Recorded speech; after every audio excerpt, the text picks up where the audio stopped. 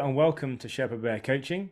My name is Rob Stewart, otherwise known as the Sherpa Bear. And today I've been talking with Linn Erixon Sahlstrom. Linn is a chiropractor based in Christchurch here in Dorset. She is the person that I go and see when I have pains and ailments that I can't fix myself. And she takes her clients on a particular journey with their pain. And not only that, but she draws on all that she has learnt as an ultra runner and brings those experiences into her professional work and life in general in a very interesting way. Now, I describe Linn as the playful magic of trust. And you're going to have to watch the rest of the interview to find out what impact Linn has when she's being that way. Thank you for watching. And if you haven't done so already, please do subscribe to the channel, which will help me make more purposeful connections. Thanks very much. Yes, so I work as a human and animal chiropractor, and that's how we met. So I treat patients in pain basically and help them to alleviate pain and to restore their function, to optimize their health, if you want, in the long, big terms. So that's what I do. Yeah, so I met you and I was in pain. What's it like to consistently meet people who are in pain? Because that's quite a special place to meet somebody. It is, yeah. It's very humbling. It's very humbling because you meet all sorts of people. Obviously, most of them in some kind of discomfort, from like very acute, severe pain to I have a little niggle, help me optimize my performance. And I think that spectrum is super interesting.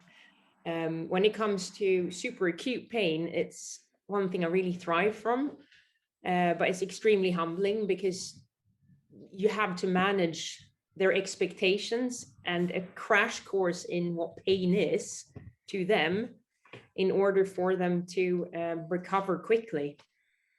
So we try and educate our patients in what is pain, how does it work, how can you control it, and manage it to move forwards. And some people we will always have pain in our lives to a different degree. It's how well we can control it, I would say. That sounds really like the Good Reaper, but it is the Grim Reaper. But it's true. It's a part of us. We just need to learn how to control it in the way that we can. Yeah, it's quite a sobering thought to say we're always going to have pain in our lives. Yeah. That's not the optimistic view, is it? That's a kind of a realistic view. Yes, but pain is an output of the brain. So what you feed to the brain is going to increase your pain or decrease your pain, and as such as well affect your quality of life.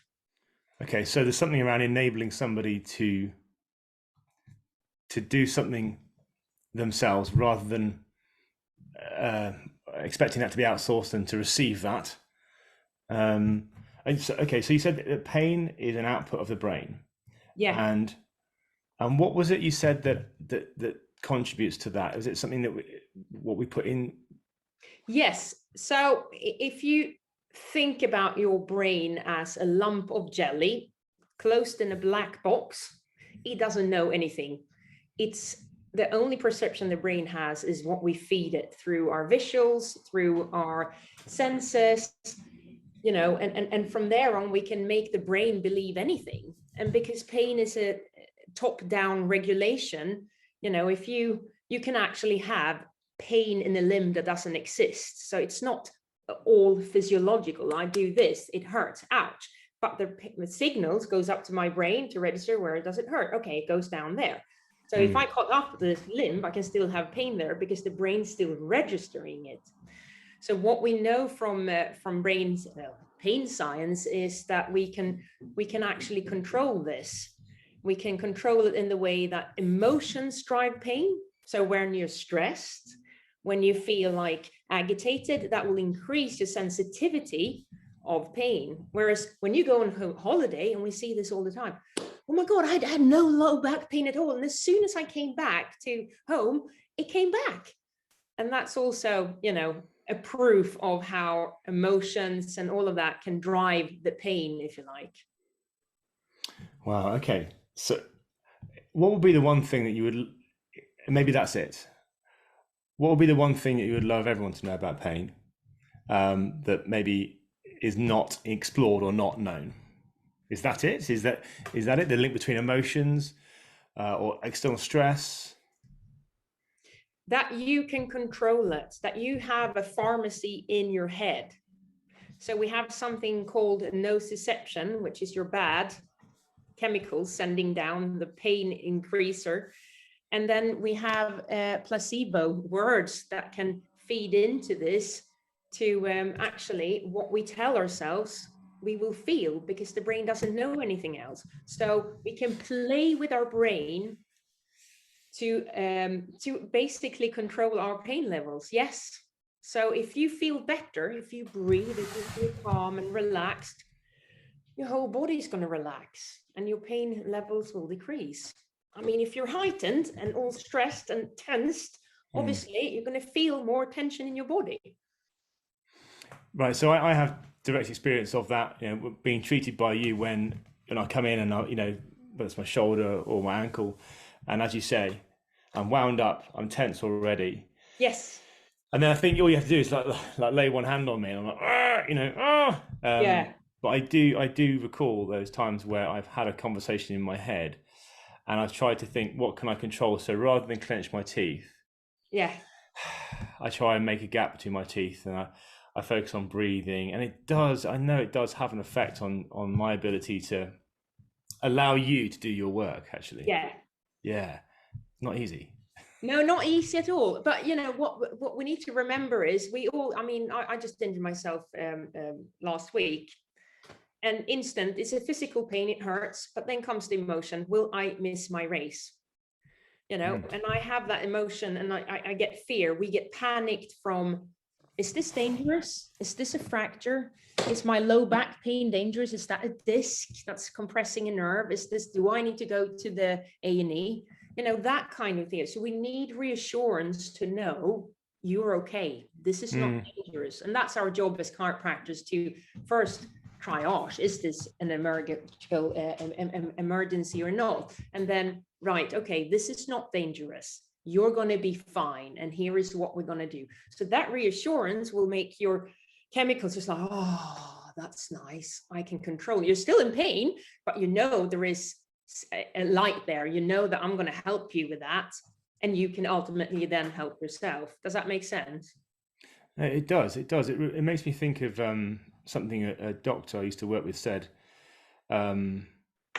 that because we increasingly in society, we seem to be living isolated lives. So we have fragmentations of families. So we don't have, let's say, the matriarch, grandmother living nearby. So let's say, well, actually, we were talking about mothers who are at home with children who are, he thought were suffering quite a lot of anxiety because they didn't have a wider community around them just to check in. So they'd be bringing children to the doctor's surgery who had a cough or a cold, but they had a cough or a cold. What they weren't experiencing as mothers was a reassurance from somebody else that it's just a cough or a cold. Let's send them to bed, give them some water, let's have them rest for a couple of days. And so there wasn't that reassurance, and that's what you talked about. So it's really lovely when you have someone nearby when you're in need and they can reassure you of a few things. And I can see how that will have an impact on the physiological state that we can get into. Exactly. And that's the whole point. So I think that's, if you don't have someone to reassure you, you will have to reassure yourself, which is hard, but that's, the ultimate end of everything. So, and that comes to experience, knowledge, and what have you, and I think that's very interesting, the self-talk, because that feeds into how the output is, how we're going to feel. Right. So self-talk, then let's just jump to, I would call it, as an observer, I would call it your passion, or one of your passions, which is putting yourself through some fairly hellish experiences whilst running. And we'll come on to reassurance or self-reassurance because that must play a role. But can you just tell us how you got started with running? Would it be right to say running ultra races or ultra running? Yes. Yeah, because my way into running was fairly short. It was 2011. I was living in Sweden. My life was a bit like topsy-turvy. I had a horse. That was my big passion. The horse was constantly broken or need of care. I then had a friend who said, you need to expel some energy, go for a run. I was like, yeah, I'm not a runner. Seriously, that's ridiculous. But said and done, I went for some runs. She's like, slow down, don't go too fast, because I'm saying so hard, I can run 10K, then I die. Yeah, but just slow down. I was like, okay. So I found myself actually slowing down and doing 20Ks, and I found an enormous freedom with that, the running. Then she signed me up for a 10K race, and I loved it in secret, but I was still not a runner, not my thing. But I loved it. I loved the competition. And then she lent me this book, Born to Run by Christopher McDougall. And that's just a brilliant book. And that opened this absolutely new world to me, because there was people in there who were running for hours and hours on end, and even days.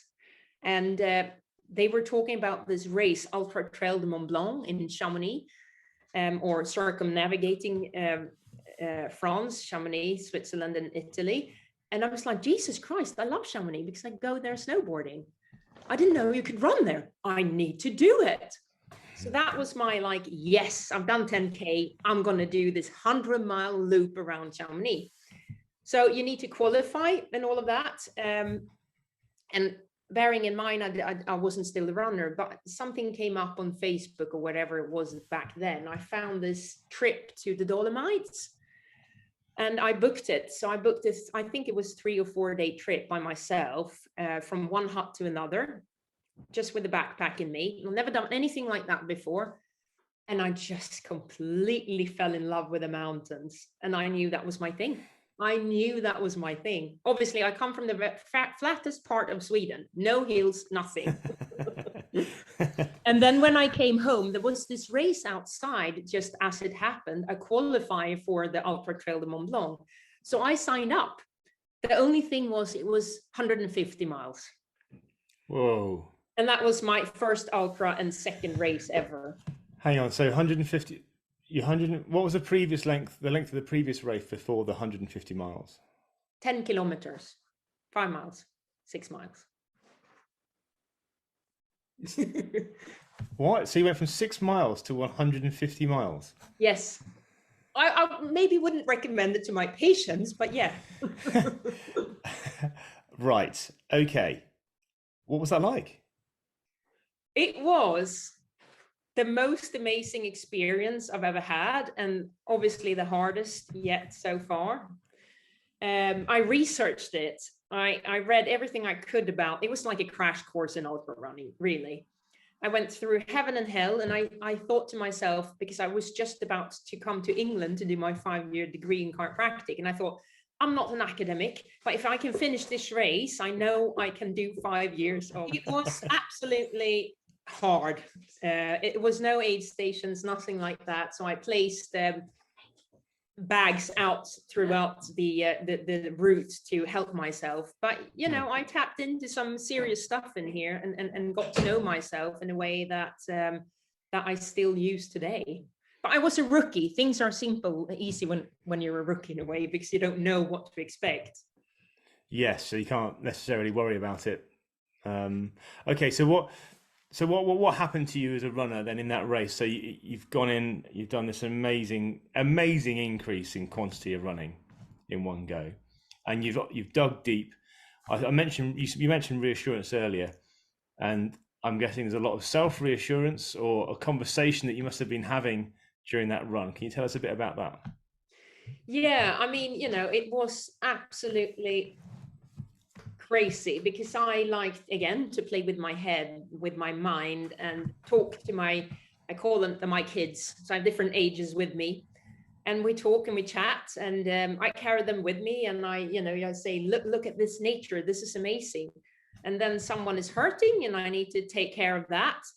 Basically, it's a bit of an association dissociation thing. So you associate with yourself and you're like, oh my God, my knee is blowing up. What can I do to manage that? And then you dissociate and look at nature in simple terms.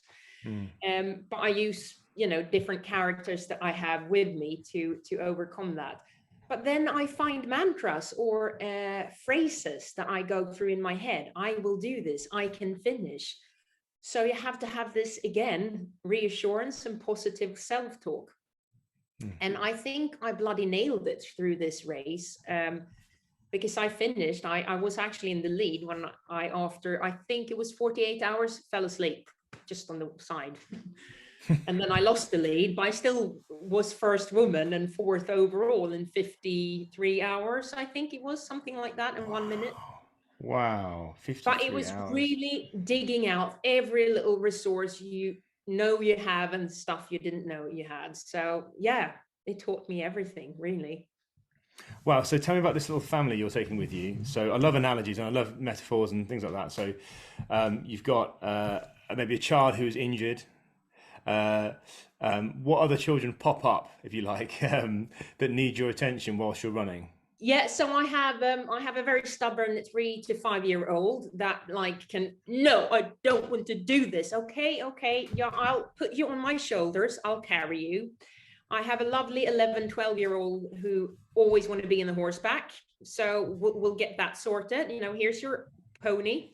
And then I have a teenager who just want to drink alcohol. So I say, okay, we're gonna sort that out. You can have a beer by the end. So you're sort of balancing between these and have conversations and just make sure that they're all satisfied. But I'm in charge, the grown-up Linn, because if any of those takes over, you're pretty doomed. If the 3-year-old just want to sit down and have a grump, you're doomed.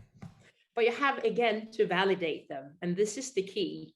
If the 3-year-old is saying, I hurt, you have to listen to that and say, I understand that you're hurting and that's okay.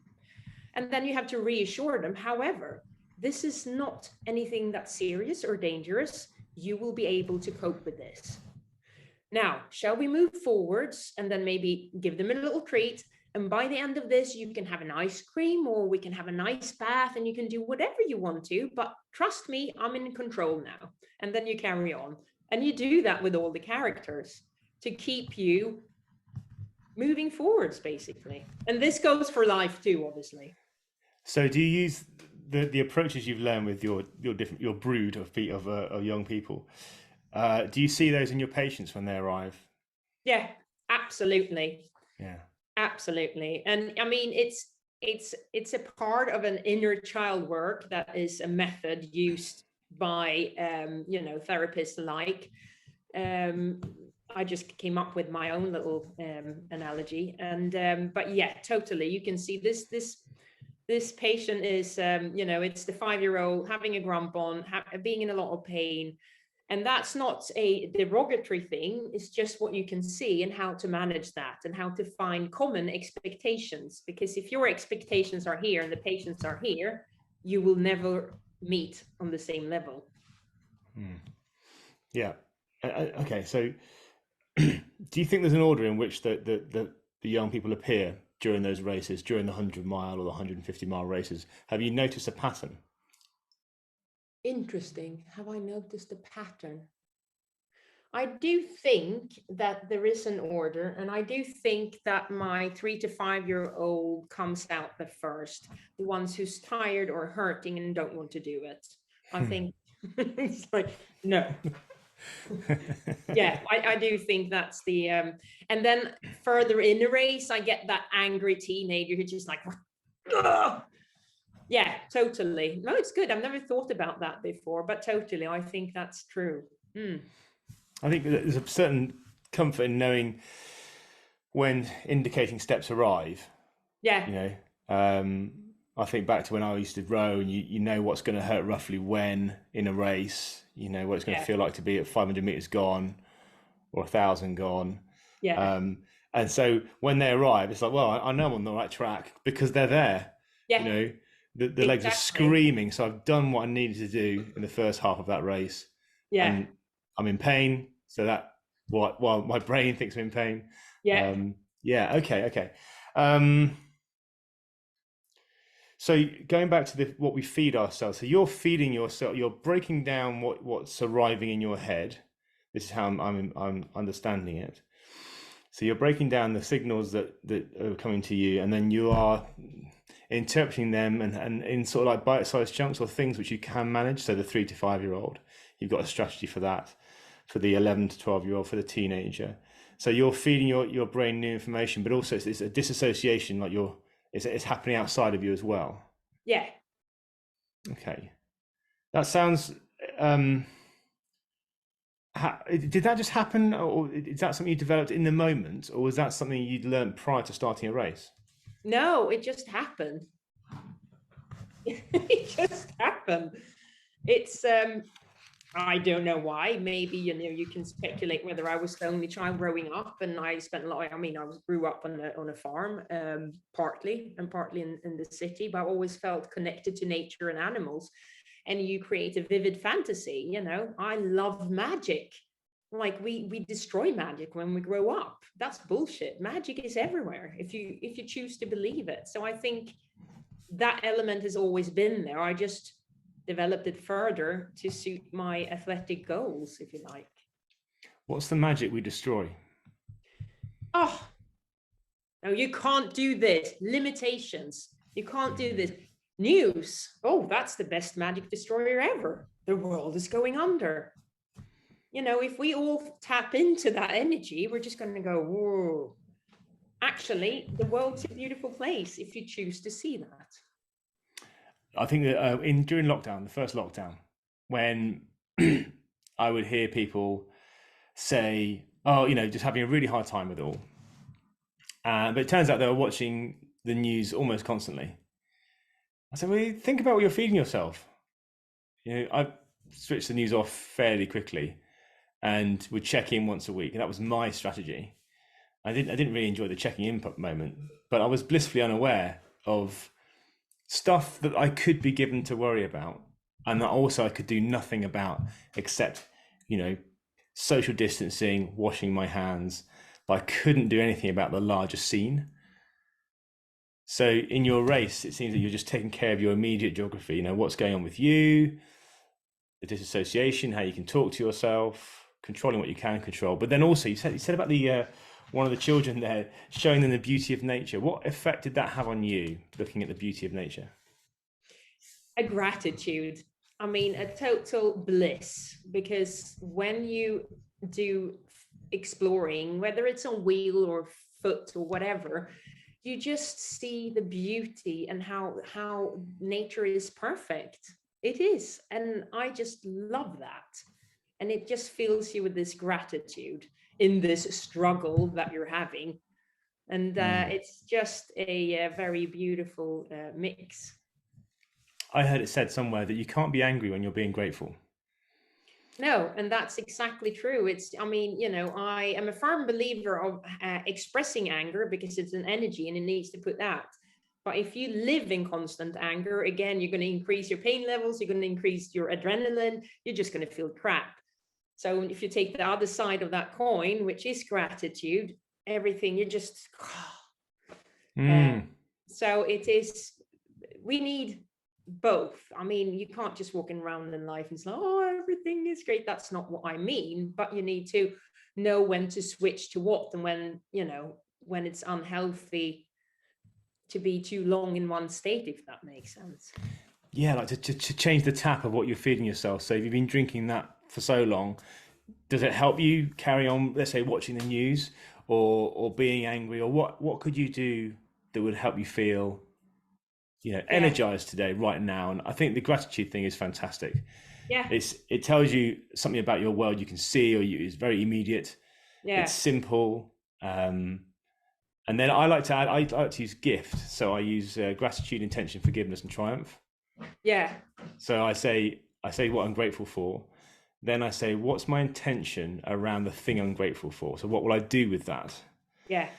Then I offer myself or someone else, or an inanimate object, for forgiveness. That's the F. And then finally, what's the triumph I've had today? Yeah. What's gone well, and Yeah. that last step sometimes is hard without doing the previous three. I can understand that, but is this something you do every evening or morning or randomly? Kind of randomly. I was doing it for a while every day. Then I dip in and out of it. Sometimes I write it down. Sometimes I talk about it with my partner, or I just sitting somewhere and I think Yeah, I'm grateful for, yeah, the nice I weather. like that. It's good. And but the thing, it's so fun because when you're angry or in a state of not, and you force yourself, you will change your emotion around it and you will start to feel better. Have you Mm. noticed that? And I don't know if it's any of my kids who goes, I don't want to do that because I want to be angry. Well, look at this. And it's like, oh my God, yeah, I'm so grateful. So you change that. And I love that. So that's a really good habit. Yeah, yeah. I think it's a habit you can easily do. You can do it in 10 seconds. Grateful for Yes. this. Intention, forgiveness, triumph. Done. Yeah. As much as much attention as you want to give that. And it is a short circuit as well. Like you say, you could try and deal with the 3 to 5 year old child, or it's like holding a fluffy puppy in front of them. It's like, oh, Yeah. what's that? Yeah. I'm grateful for this. Oh, okay, Yeah. and we'll look at that. Yeah. And I think, I mean, my running came from all of that came from a bad place. And I think when you've been somewhere, and we all been to the abyss and back or whatever in different kinds of hell and experienced life in various ways, you also know, I don't want to be there. I don't want to be there for too long. How can I tap out of that? What's my, quick fix to get out of that? And that is one really good thing to change your brain.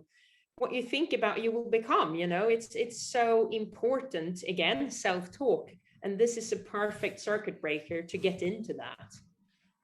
So what else do you feed yourself, Lynn? And it might be literally, what do you feed yourself, or what contributes to you being you and the way you are, the demeanor you have?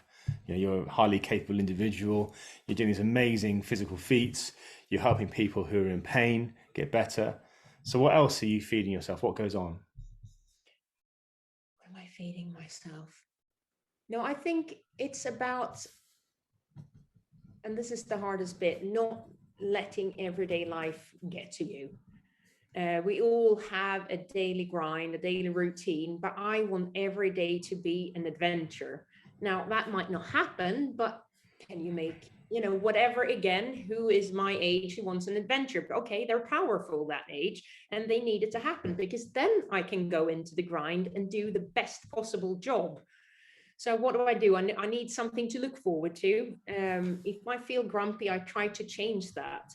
One favorite thing is smile in the mirror, you Yeah. know, to force that smile, because we will change the way we feel, even if it looks silly and it's the most fake it until you make it, it works. It One, does, and it controls what you get back as well. well, this is it. So, Yeah. and I think that is the latest thing I'm experiencing with, to quickly change my emotions by changing my mindset. So if I feel grumpy or I don't feel right, it's like, how can I change that? Okay. Because otherwise we'll just, I mean, did you know that we have around 70 to 90,000 thoughts a day, and roughly 75% of those thoughts are exactly the same as yesterday. So we need an enormous effort to change those. Otherwise, we're Okay. stuck in the same loop. Well, that's okay. So 75% of our thoughts are the same as they were the day before. Yeah. So that effort that you have to put in to change that sounds, you have to be consistent, or Yes. a regular effort, a sustained Train your effort to. brain. Again, the brain is amazing. We used to have post-it notes on the wall. We're taking them down now because we wanted to clean, but post-it notes with good affirmations or good words, again, subconsciously feed into our brain. Again, the brain, your body's an output of your brain. So if you feed yourself good stuff, you're going to feel good stuff, basically. Gosh, okay, yeah, train your brain. Okay, love that. What's one of your favorite sayings that you might put up, or a mantra? um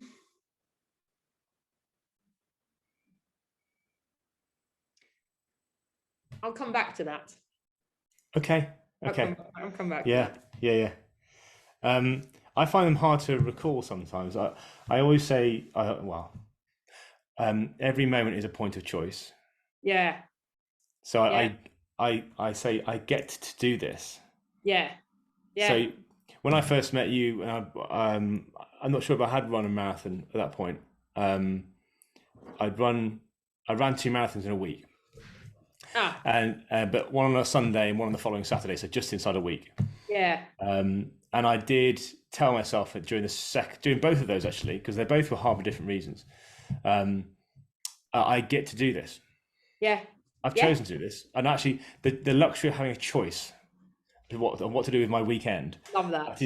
That not everyone has that. No. And I'm not making life about a comparison, but I've chosen to do this. Yeah. Right, so enjoy it. So maybe that was me, maybe having a chat with the kids on the family, the brew that I had going with me. Definitely. Yes. Mm. Yeah, no, and I like that. And this is, so I just came to think of, I like what you think about, you bring about. What you think about, you bring about. What you think about, you bring about. Because it's that simple. So what are you thinking about then in those 100, 150 mile races? What are you thinking about mainly? I try to, you don't think about the finish line, that's for sure. It's about being here and now. It's about every single step that you're taking in that moment. And, you're going to have, highs and lows. And you know that when you've had a high, it's going to pass, you're going to have a low. And when that low passes, you will have a new high. And that's how it is. Mm. So it's just just that you chose to do this. Enjoy it. Because if I'm here and I don't enjoy it, I might as well not do it. So I need to make sure I am really loving it. And you won't love every 24, 35 hours of it. No, but you have to make sure that you stay on that track. That's your track. I'm loving this. The track of loving it. Okay. I've definitely got a what do you say? What you think about is what you bring about. Okay. We were talking about consuming the news and the bad news in society, and that brings us down. But I've written down duck's back, like, when they say water off a duck's back. I think you've got a certain ability for things to roll off you which are not part of your track. It's almost like you're running along the trail in the 150 miles, and there are people chucking things for you to maybe worry about or divert your attention, and you just chucking them away unless they are part of your track, and you think, I'll have that because that okay. I like that. Yeah. I wonder what effect this is having on people who are watching, who are considering a kind of leap. It doesn't have to be running or sporting or anything. No. But you've gone from 10k to 6 miles to 150 miles. This part of that is just showing up. Yes, and making sure that actually I'm going to give this a chance. Don't be limited by X, Y, and Z. We are limitless. Of course, we have limits, but it's about daring go outside your comfort zone, if you like, in any aspect of life. That's scary, but just do it. What is the worst thing that can happen? Oh yeah, love that question. Yeah. Is anyone going to die? That's a good one I ask. Well, this is it, exactly. Or is failure bad, or is success bad? Are you scared of success? Because that's an interesting twist as well. Whatever it may be, it's like, just show up.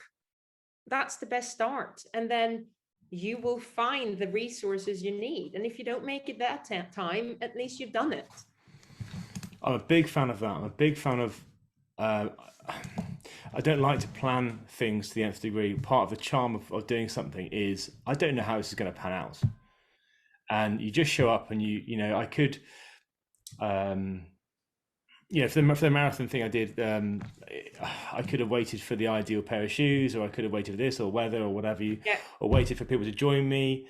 Yeah. No one could join me, or no one wanted to, or I didn't ask the right people. B, I didn't have the ideal kit, and I thought, no, just go and do it. And it's Yeah. part of the challenge. Yeah. And I ended up the second one. I ended up walking the last, I don't know, I think it was 5 miles. I just had nothing. I couldn't make myself run. No. But I did a second marathon in a week, and I think just showing up and having a go, and it not being perfect allows Yeah. qualities to come out in us that Yeah. just would not arrive otherwise. And I think we limit ourselves already from the beginning because we don't think it's possible. And second, it needs to be perfect. No, there is no such thing as perfection. Just do it. Perfection is a fallacy. But that's the society we live in, isn't it? So, it's the ugly stuff is beautiful. The non-perfect is beautiful. The ugly stuff is beautiful. Yeah. I Because like that. that's life.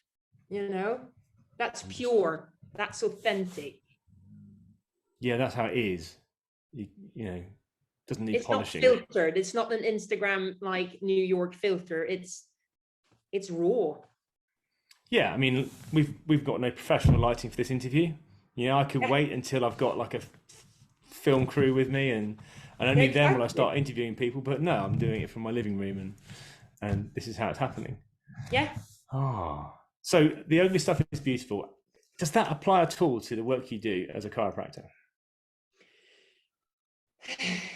We can twist it to that if you like. We can say that most people don't like pain, and we do a little bit. Sometimes you need to hurt a little bit to get better. So that when I dig in here or whatever, it's not, that's quite ugly. Yes. But it's beautiful afterwards because you just, oh my God, yeah, I can actually move better now. So I think the faces I pull are what's ugly, and the fact that I kind of tend to move 90 degrees on the bench, and you're trying to follow me with your thumb. You're going to fall off now, Rob. Yeah, Yeah. And that's not a beautiful spot to be in. So you can call that ugly if you want to, but it's a wonderful and beautiful thing all in all. And I think getting better, definitely. Sorry, yes. go on.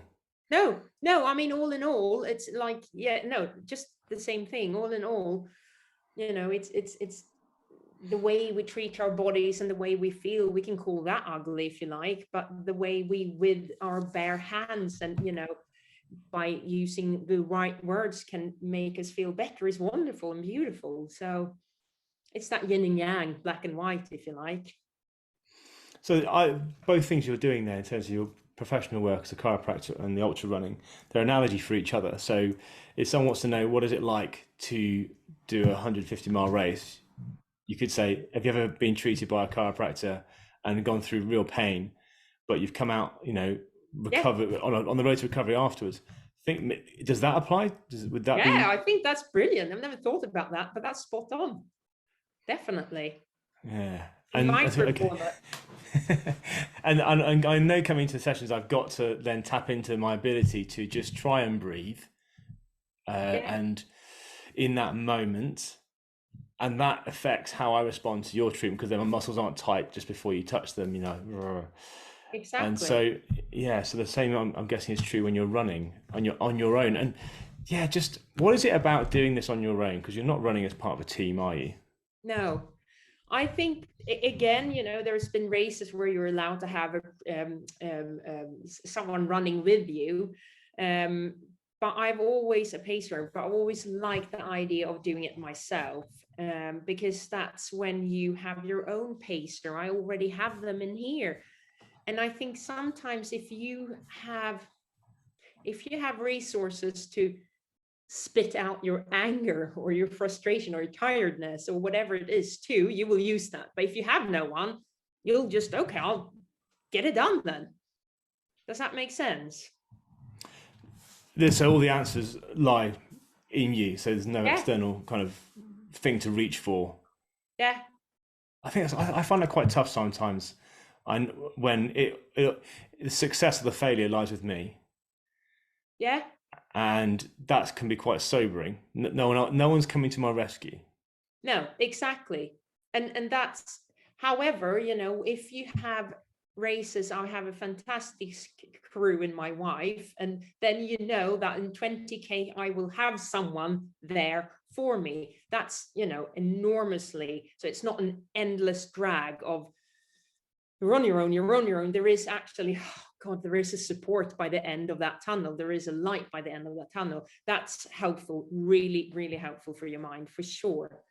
But there are races where you don't have that. So you have to build up something else as a light by the end of the tunnel. You have to have a carrot. You have to treat yourself. Like my first 150 mile, I had to put out my own drop bags because I couldn't just do 150 miles without anything. It wouldn't work.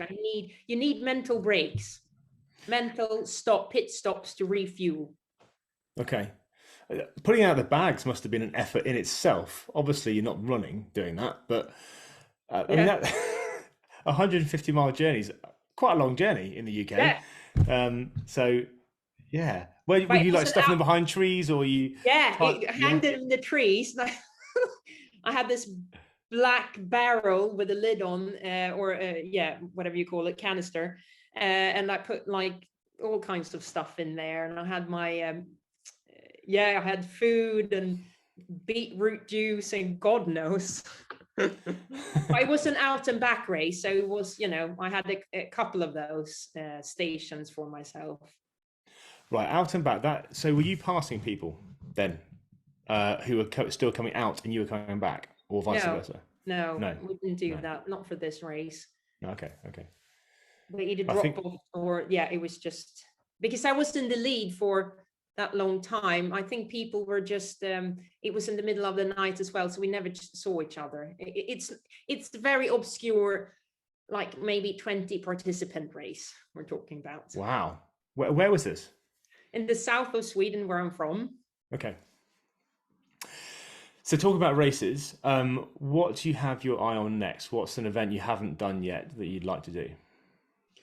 Well, I would still like to go back to Ultra Trail de Mont Blanc because I'm yet to complete that 100-mile loop. Now it's grown so much in popularity, so it's extremely hard to get in.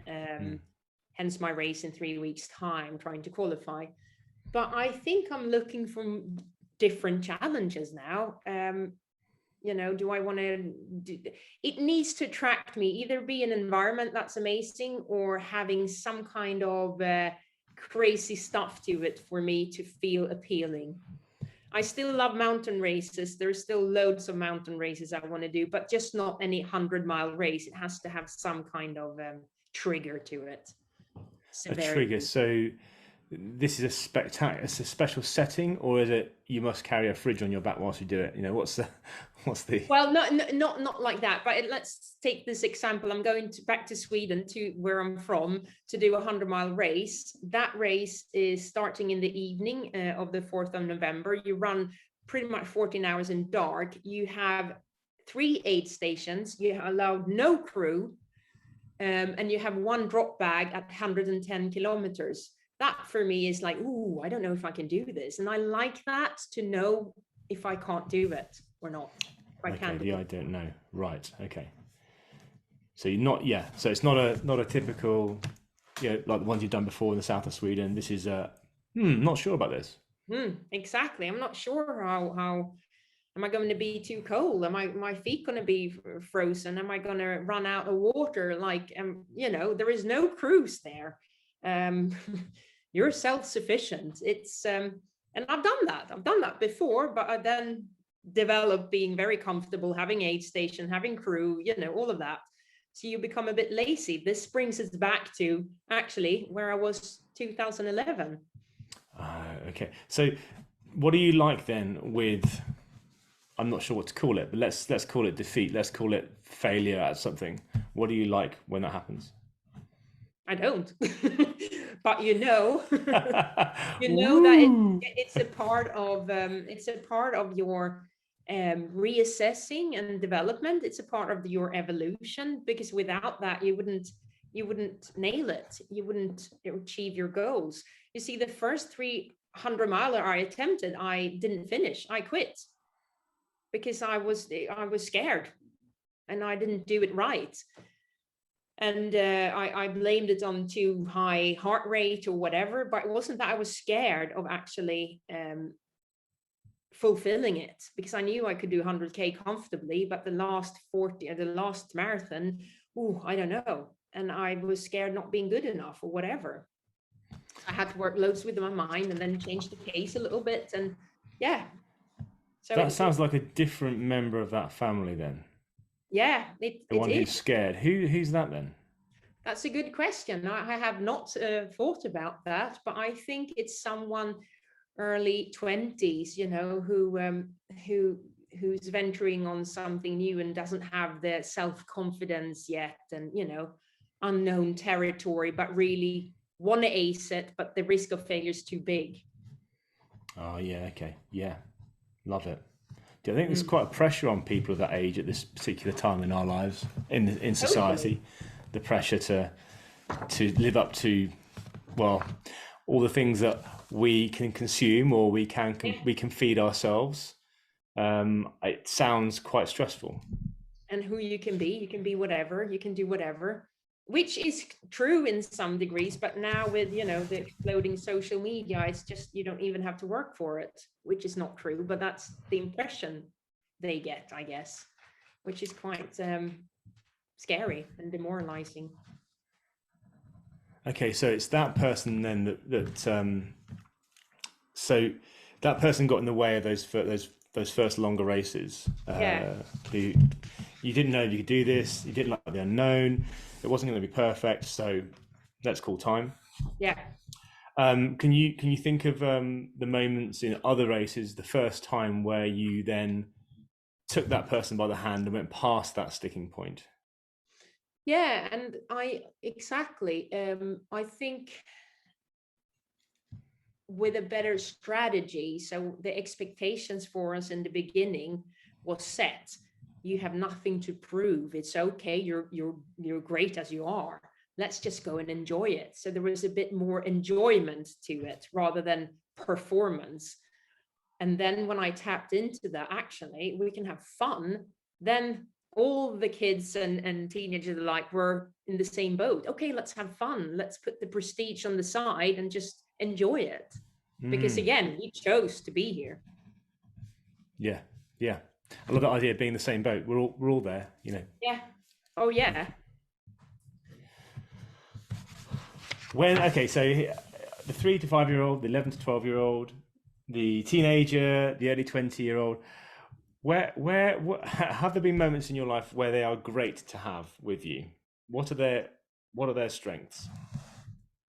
They bring out the playfulness. They remind me of being a kid again. They remind me of not taking life too serious and actually enjoying the small things in life. So yeah, they remind me of the magic in life. I love that.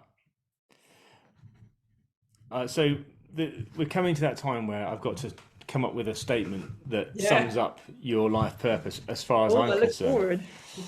Oh, okay. So it's best so I'm going to embrace your ability to convince that early 20-year-old that perfection doesn't exist. So the metaphor I've got for you as a person is that you're the playful magic. I like that. Okay, and this is when you are, at a peak moment, when you're running, when you're, working with a challenging patient. You're the playful magic. So now we've got to think about what's the impact you have. So this is like, what's the wake that you leave behind you as you move through life? And this one's hard, I think, for people to realize because you can never be in your wake because you're constantly leaving it behind, so to speak. What would you say? Based on what we talked about, would you be able to kind of hazard a guess at what the impact might be that you have if you are being the playful magic? I want to ignite sparks in people. I want to ignite those. Wow. Yeah, I can do that. Let's try. That's right. Yeah. Okay. Whatever you would call that. So igniting sparks to try. It's like they say, I think it's you need to have a fire, you need fuel, heat, and oxygen. Is that correct? Yes. Yeah. So, yeah. Should know these things. Yeah, Yeah. but and it's like you can create a fire when those aren't present. There's something about you that Yes, you because they open that. ignore Yeah. Sorry. the yeah no no go on. You're saying you open They the open that door in their mind that's been closed. That's it. Oh, I can see. Oh yeah. Yes. Off you go. ooh, okay, opens the door. So you're the playful magic who opens the door for people to see their spark. Yeah. See their spark. Wait, does that apply more to you as a runner or you as a chiropractor, or is it like even footing? No, that's definitely for work, I would say, with humans, because it's again, you need to do that in order to make them feel that they can heal.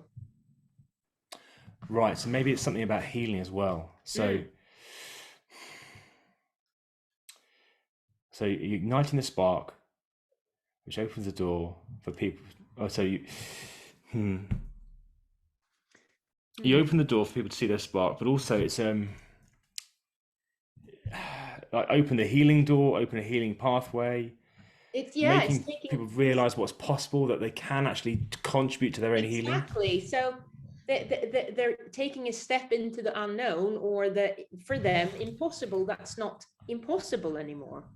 But they realize that. I'm not telling them. They're just like, oh my God, maybe I will be able to do that. I need to try that.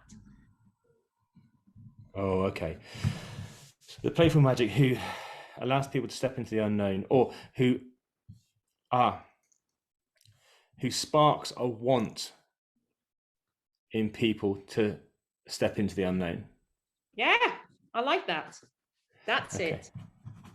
Who sparks a desire Yeah. In others to step into the unknown. Yeah, when I'm reading that back to myself, so the playful magic who sparks a desire in others to step into the unknown. I definitely think that's true when I've experienced you as a chiropractor. I'm willing to. I don't know. If you press any harder on my pectoral muscle, what's going to happen? But I'm willing to. Yeah. And your demeanor, you definitely are a playful magic. We do have a lot of fun. Yeah. Usually at my expense. Yeah. But that's definitely true. And then I can see that being a quality when you're leading that brood of young individuals on your runs, being that playful magic. So rather than feeding back to them what they feed to you, which is limitations, I don't want, this is a problem. Yeah. It's coming back out from you as a sort of playful magic, and they're willing to desire the unknown and go, okay, well Okay, let's try this. Got this. Yeah. I trust you. I trust you. Trust. I think it's really important in what you do is trust. It is the most important thing ever. Yeah. Because if you don't trust, well, ultimately yourself, how are you going to do anything? How are you going to do anything? But if you don't trust me as a practitioner, you will never heal. And you've done a lot of things where you have been able to test the trust you have in yourself. Yeah, totally. Oh, I like trust. Trust in yourself is I mean, we all come and go from that, don't we? It's not like I'm solid. I always trust myself. Absolutely not. But right. always, okay. Yeah. I'm going to change it slightly and say you're the playful magic of trust. Oh, I like that. That's good. Who sparks a desire. I used to be a copywriter, and now I think you nailed it. So you're the playful magic of trust who sparks a desire in others to step into the unknown. Yeah.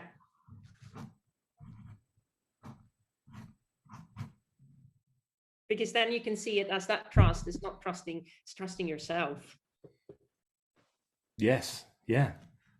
Absolutely. It's completely. When you do that, you again take control over how you feel, your output, your descending sensitization. You will, it's awesome. Maybe we all need a bit more trust in ourselves. cross out maybe. We do. We do. But the trust doesn't come from here. It comes from here. From the old gut, the old intuition. Yeah. And we are so far from that when we are just fed everything we do. So yeah, that's a completely different chat, but it's important to tune into that through ways we've already discussed today. So yeah. I think there's a lot to be looked at when we do things with our body. You know, I tend to notice when I'm either doing I do this quite a lot. Yeah. I use tapping. Yeah. And I tap things out, but also I know when I'm holding my gut. Yeah. And I just get interested. Yeah, definitely. Yes. Okay, so people do need to trust themselves more. Yeah. Because it sounds like it just gives a level of freedom. It does. I mean, you know, okay, what are we free from? But we're free from external input. We don't need that. You are a perfect human being when you're born. And the more, you know, the older we get, the less trust we have, because no, you can't say that. You can't do that. That's wrong. It's like, okay, but where's my compass in all of this, you know? Like when we're eating a meal and someone's leaning over and putting salt on it, and we're sort of allowing it to happen by allowing those external inputs of information of things that we should worry about, things we're trying to be perfect, you know. But we can choose what we digest or what we feed ourselves. Do we need the extra salt? Do we need the extra whatever it is that people are offering? Too much sugar, you know? No, but it's definitely, but we have to trust ourselves. We have to learn what that means, first of all. And then I think declutter our brains so it can be a bit silent, because then first you can tune in. It's so much black noise, white noise, whatever noise. You run a lot in the Purbacks, and I know that. So for people who are watching who don't know, we're in the sort of Bournemouth and Poole area, both of us now, and then across Poole Harbour to the other side is the Purbeck area, which is lots of hills and forests and coastline. And I know when I'm over there, I can hear the hum of urban life over here. Yeah. And then I get the other side of a hill, and I don't hear anything. No. It's only when I'm over there doing something like that, biking or running or hiking, do I get the chance to hear nothing and actually know that or, you know, relative nothing exists. But when I'm in this area, it still seems like a quiet place, but I've got lots of background stuff going on.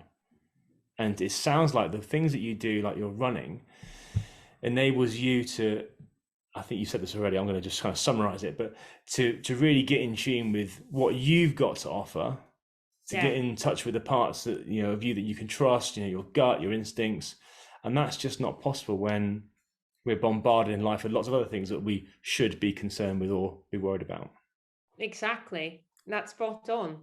You know, it's almost a self-transcendence, if you like a therapy session, being out running ultras. No, but it is, because you're stripped back down to the bare minimum. And you will have to be self-sufficient here and here. But also when you're on the edge of your physical endurance, you will also tap into more intuitive stuff. You know, emotion will be released. You know, it's all of that, and it's quite a raw, authentic experience that no money can ever buy. Yeah, and it's affordable. It's like it's achievable. It's affordable. Well, okay. So one thing that's sitting with me now is just a question for everyone: what are you currently feeding yourself? And that can be taken on many different levels. What I'm currently feeling in myself. Sorry, what are we currently feeding ourselves? So what we currently feed ourselves. I think it's something good to ponder is, are you feeding yourself a chance to have a break from the white noise, the whatever noise you're talking about? Are you feeding yourself time by yourself? I think we all need that to a certain degree. Are we literally feeding ourselves? I mean, that's my snack before the interview, my apple core. What are we literally feeding ourselves? I think it's quite a good question just to be aware of. Yeah, totally. And this is it. You know, you are what you eat, but you are what you think and what you feel. So be mindful of what you're feeding yourself and be more conscious in your choices, because it's such an important part of you. What you give yourself a treat, and I don't mean a candy or whatever. I'm just like, give yourself a break. Yeah. Yeah. Yeah. Wow. Okay, that hour has shot by. Yeah. Jesus, that was quick. Linn, thank you so much for joining me. My And pleasure, Rob. there are lots of takeaways. I've got to write a little summary of our interview, which I'll put in a description below as it appears on the channel. But yeah, thank you so much for sharing your experiences, both as a chiropractor and an ultra runner. And when is your next race? The 4th of November. And where is that? It's in Skåne, so the southwest part of Sweden. So I'm flying to Copenhagen, then drive over and stay with my mom, and then do the race there. Okay. Oh, well, wishing you the best of luck for that. Thank you so much. Looking forward to hearing about that, and I'll look forward to seeing you in the not too distant future as well. Yeah, definitely. Do some more nice releases. It's going to be lovely. See the good in it. See the good in it. Yeah. Laugh it out. Thanks for that, Absolutely. Rob. Take care. Thank you. Take care. Bye-bye. Bye.